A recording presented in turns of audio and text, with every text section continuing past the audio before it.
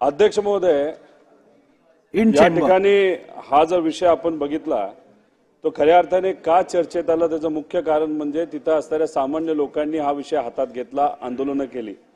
रवींद्रभाऊ दंगेकर आमदार यांनी सुद्धा त्याच्यामध्ये पुढाकार घेतला। अध्यक्ष महोदय, याच्यामध्ये आपण खोलात जर गेलो तर यात सिस्टमिक एरर आहे। म्हणजे ज्या व्यक्तीने गुन्हा केला तो एका मोठ्या कुटुंबातून होता, पैसेवाल्या कुटुंबातून होता आणि 6 ते 7 डिपार्टमेंट त्या व्यक्तीला मदत करत असताना आपण सर्वांनी बघितलं। एखाद्या गरीबाले जर तिथं काय केलं असतं तर कदाचित त्या बाबतीतली चर्चा सुद्धा तिथं अध्यक्ष महोदय झाली नसती। अध्यक्ष महोदय, इथं जर आपण बोलायचं झालं तर आमचं एवढंच म्हणणं आहे, याच्यामध्ये ड्रग्ज वगैरे बऱ्याच काही केसेस इन्व्हॉल्वड आहेत। अध्यक्ष महोदय, काही दिवसांपूर्वी, काही महिन्यांपूर्वी 18 जुलै 2023 ला मी एक लक्षवेधी मांडली होती ड्रग्सच्या बाबतीत। फडणवीस साहेबांनी होम मिनिस्टर म्हणून त्याला उत्तरही दिलं होतं आणि उत्तर खरंच चांगलं होतं। अध्यक्ष महोदय, पण फक्त ते उत्तरच राहिलं का एवढीच शंका त्या ठिकाणी मला वाटतं। अध्यक्ष महोदय, कुरिअरचा वापर केला जातो, या संदर्भात ऑफिसचे सॅनिटायझेशन ते करणार, सेन्सिटायझेशन ते करणार असं त्यांनी सांगितलं होतं। अध्यक्ष महोदय, त्या बाबतीत आपण धोरण म्हणून काय केलं असा प्रश्न होम मिनिस्टर साहेबांना या ठिकाणी मी उपस्थित करतो। अध्यक्ष महोदय, जिल्हा अधिकारी यांच्या under anti drug coordination committee तयार केली जाईल, ती केली गेली आहे का, त्याची कुठली स्ट्रॅटेजी आहे का, त्याच्याबद्दल आपण पुढे काय करणार आहोत आणि कुठल्या कुठल्या जिल्ह्यामध्ये अशा पद्धतीची कोऑर्डिनेशन कमिटी ही निर्माण केली, त्याचा काय स्टेटस आहे असा प्रश्न अध्यक्ष महोदय मी इथं होम मिनिस्टर साहेबांना करतो। त्याच्याबरोबर दहशतवादी पथकाला नोडल एजन्सी हे केलं जाईल, तर अशी एजन्सी केली गेली आहे का, त्याचा कुठला अहवाल आलाय का, एवढंच या ठिकाणी अध्यक्ष महोदय आम्हाला बोलायचं आहे। आणि याच्यामधून मला असं वाटतं की याची सरकार असो का त्याची सरकार असो, यात पूर्णपणे सिस्टमिक एरर आहे। म्हणजे श्रीमंताचा एखाद्या व्यक्ती नाही तर कॉन्टॅक्ट असणारा एखादा व्यक्ती सहजपणे याच्यातून सुटून जाऊ शकतो, फक्त लोकांनी हा विषय ताब्यात घेतला। पण उद्या गरीब असू नाही तर श्रीमंत असो, कुणी चूक केली तर त्याला त्या ठिकाणी कारवाई झालीच पाहिजे। यासाठी आपण ट्रान्सपरंट सिस्टम काय करणार आहोत असं या ठिकाणी मी अध्यक्ष महोदय होम मिनिस्टर साहेबांना प्रश्न करतो। सन्माननीय रोहित पवारजींनी जो मुद्दा उपस्थित केला त्या गोष्टीशी मी सहमत आहे की श्रीमंताचा पोरगा असो का गरीबाचा पोरगा असो, न्याय हा सारखा असला पाहिजे। या केसमध्ये निश्चितपणे ससून हॉस्पिटलमध्ये पैशाचा वापर करून त्या ठिकाणी न्यायाला एक प्रकारे ओरबाडण्याचा प्रयत्न झालेला आहे।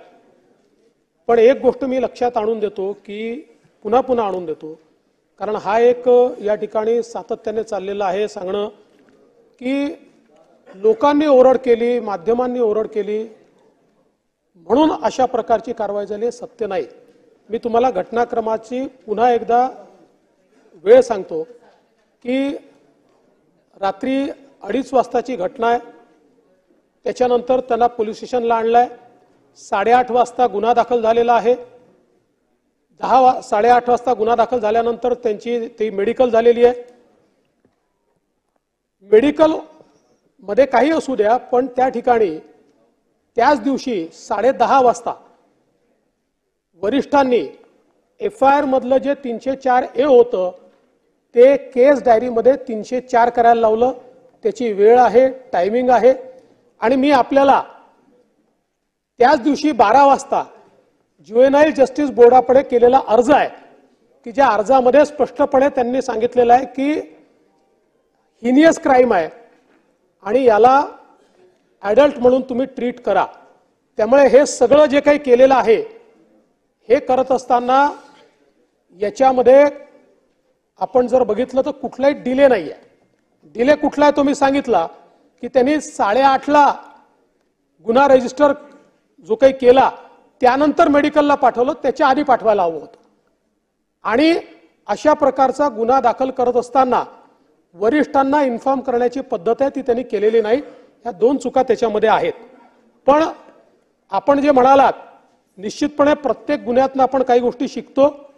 त्यामुळे हे जे काही लूप होल्स आपल्या लक्षात येत आहेत की ज्यातनं कोणीतरी पैशाचा वापर करून त्या ठिकाणी न्याय विकत घेऊ शकेल, पैशाचा वापर करून पुरावे बदलू शकेल, अशा प्रकारचे जे विषय येत आहेत निश्चितपणे त्याच्यामध्ये अधिक कडक कारवाई आपल्याला काय करता येईल विशेषतः एक गोष्ट यात मला नमूद केली पाहिजे की 1 जुलैपासनं आपले जे नवीन कायदे लागू होत आहेत त्याच्यामध्ये आता लीगल अँड टेक्निकल एव्हिडन्स आणि फॉरेन्सिक एव्हिडन्स याला जास्त महत्त्व दिलेलं आहे.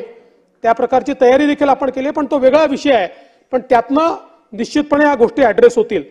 दुसरा जो आपण ड्रग्सच्या संदर्भात मी जे उत्तर दिलं होतं त्याचा जो रेफरन्स आपण दिला तर त्यात सांगितलं पाहिजे की कुरिअर ऑफिसेसचं सॅनिटायझेशन आणि त्या ठिकाणी व्हिजिट्स मोठ्या प्रमाणात झालेले आहेत.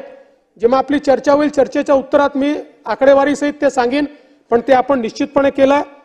जिल्ह्याच्या समित्या तयार झालेल्या आहेत. समित्यांच्या बैठका त्या ठिकाणी ज्या काही आपण अँटी ड्रग कमिटीज आहेत त्याच्या बैठका देखील त्या ठिकाणी झालेल्या आहेत.